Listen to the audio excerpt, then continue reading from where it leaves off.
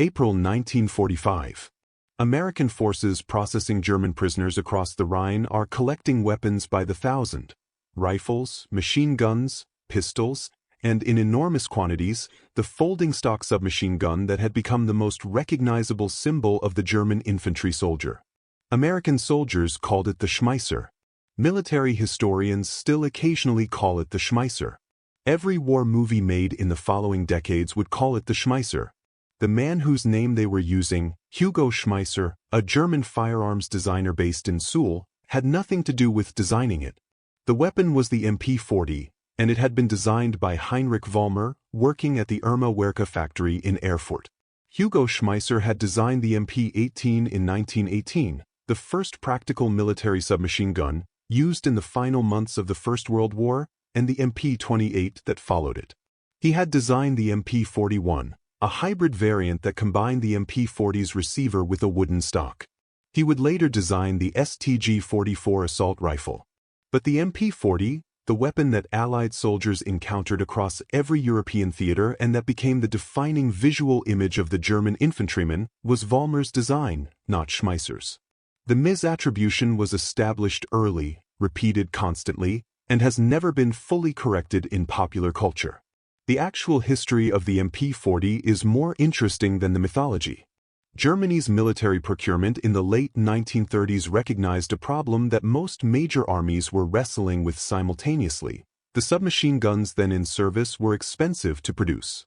The Irma EMP, which had been the primary German military SMG before the MP40, required conventional machining operations across most of its components and was priced accordingly. The Thompson submachine gun that American forces would eventually carry required extensive machining of precision parts and cost approximately $225 to manufacture in 1939, significant money for a weapon intended for mass infantry issue. The British Sten rushed into production after Dunkirk specifically to address this problem through radical simplification, hadn't yet been designed when German procurement was defining the MP40's requirements in 1938. Germany had to solve the manufacturing cost problem on its own terms. Vollmer's answer was to design a submachine gun from the ground up around stamped sheet metal components wherever possible, minimizing the machined parts that drove manufacturing cost and time. The MP40's receiver, magazine housing, and numerous internal components were produced through stamping and pressing operations that required less skilled labor and less time than conventional machining. The result was a weapon that could be manufactured for approximately 57 Reichsmarks, a fraction of the cost of earlier German SMG designs, and that could be produced at multiple facilities simultaneously without requiring the specialized tooling and expertise that precision-machined weapons demanded. Germany produced approximately 1.1 million MP40s between 1940 and 1945, manufactured at Irma Werke in Erfurt, at Steyr-Daimlerpuch in Austria, and at Hennel in Suhl, ironically, Hugo Schmeisser's own factory. The weapon was issued primarily to NCOs, vehicle crews, paratroopers, and unit leaders rather than as a general infantry weapon, and it served across every theater where German forces fought from the Norwegian campaign in 1940 through the final defense of Germany in 1945. Its folding metal stock, which collapsed forward under the barrel to reduce the weapon's overall length for vehicle crews and airborne soldiers, was a practical design feature that influenced folding stock weapons produced by multiple other nations in subsequent decades. Then there was the weapon America found alongside the MP40 in German depots and defensive positions during the final advance, a weapon that tells you more about Germany's situation in 1944 and 1945 than almost any other artifact of the war's final year. The MP3008 was a German submachine gun introduced in late 1944 and produced in small quantities through the war's end. It was chambered for 9mm parabellum, had a simple tubular receiver, and used a side-feeding magazine. It was, in all essential respects, a copy of the British Sten gun. Germany, the country that had spent the war producing sophisticated engineering achievements in aircraft, tanks, and rockets, was so severely resource-constrained in the war's final year that its ordnance bureaus had reverse-engineered and begun manufacturing a copy of the enemy's most deliberately simple and cheap weapon. The Sten had been designed in 1940 specifically to be manufactured with minimal tooling and skill in the aftermath of Dunkirk, when Britain needed weapons immediately and couldn't afford complexity. It had been widely mocked as crude, and by 1944, Germany was copying it. American forces captured quantities of MP3008s alongside the MP40s in the final advance, and the weapon's existence was noted with some interest by evaluators who recognized what it indicated about the state of German production capacity. The evaluation of captured German submachine guns at Aberdeen Proving Ground in 1945 placed the MP40 in direct comparison with the two American submachine guns then in service, the Thompson M1A1 and the M3 grease gun, and with the British Sten Mk2, which American ordnance engineers had already evaluated through the Wartime Alliance's weapon-sharing programs. The Thompson M1A1, by 1945, was recognized within American procurement as an excellent weapon with serious practical limitations. It was reliable, accurate at submachine gun ranges, and chambered for the .45 ACP cartridge that American military doctrine had standardized on for handguns and SMGs since 1911. It was also heavy. The M1A1 loaded with a 30-round magazine weighed approximately 10.8 pounds and expensive to produce, requiring machine components that the M3 had been specifically developed to eliminate. The American military had adopted the M3 grease gun in December 1942 partly because of exactly the manufacturing insight that the MP40 had demonstrated. Stamped sheet metal construction could produce a functional submachine gun at a fraction of the cost of a machine design. The M3, which cost approximately $15 to produce compared to the Thompson's $45 by the time American production had been optimized in 1944, used heavily stamped components, a simple blowback mechanism, and a telescoping wire stock, conceptually similar in its design philosophy to the MP40 even though the two weapons had been developed independently. Aberdeen engineers evaluating the MP40 alongside the M3 found that the German weapon confirmed the general approach the M3 had taken rather than suggesting a fundamentally different direction. In specific performance categories, the comparison was mixed. The MP40's rate of fire, approximately 500 rounds per minute, was lower than the Thompson's 700 rounds per minute and substantially lower than the Sten's approximately 550. American ordnance engineers assessed this as an advantage rather than a limitation. A lower cyclic rate made the weapon easier to control in automatic fire and reduced ammunition consumption per engagement, two characteristics that both combat reports and training experience consistently identified as practically important.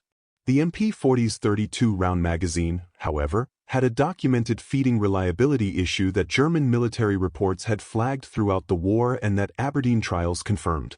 The single-column, single-feed magazine was sensitive to dirt and debris in the feed lips in a way that could cause failures to feed in sustained combat use.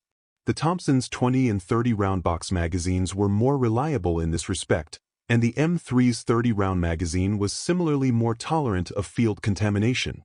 The caliber question produced the most substantive discussion in Aberdeen's assessment reports. The MP40 chambered 9mm parabellum, the same cartridge used in the Luger P08 and Walther P38. American SMGs used .45 ACP. The relative merits of the two cartridges in submachine gun applications had been debated in American military and civilian firearms communities since at least the 1920s, and the MP40 evaluation didn't resolve the debate. It documented both sides' arguments with test data and left the policy question to procurement planners. The 9mm produced higher velocity and better penetration against light cover.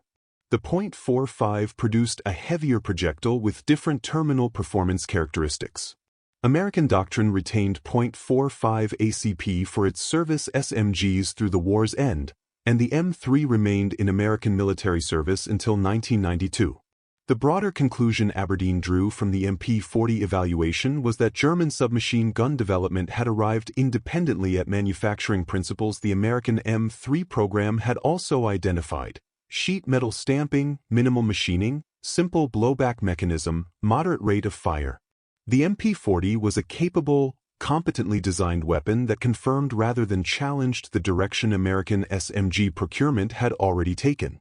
It offered no single feature significant enough to warrant a change in American weapons policy and no overall performance advantage over the M3 sufficient to justify replacing a weapon already in mass production and familiar to the forces using it. One additional finding in the Aberdeen report addressed the MP40's practical field handling. The weapon's folding metal stock, which collapsed forward alongside the barrel to reduce overall length from 833 mm to 630 mm, was assessed as a genuine practical advantage for vehicle crews, paratroopers, and soldiers operating in confined spaces where a full-length stock was awkward or impossible to use.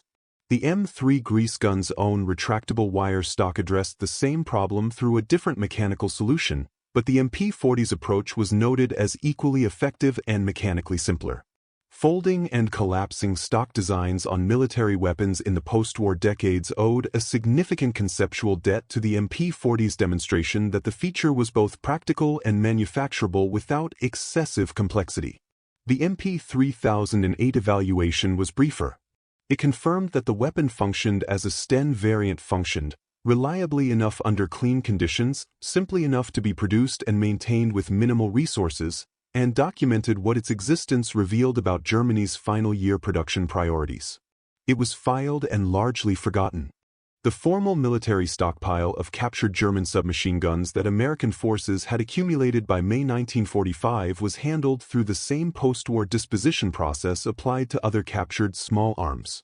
Aberdeen's evaluation samples were retained for the record. Quantities were assessed for condition and ammunition compatibility.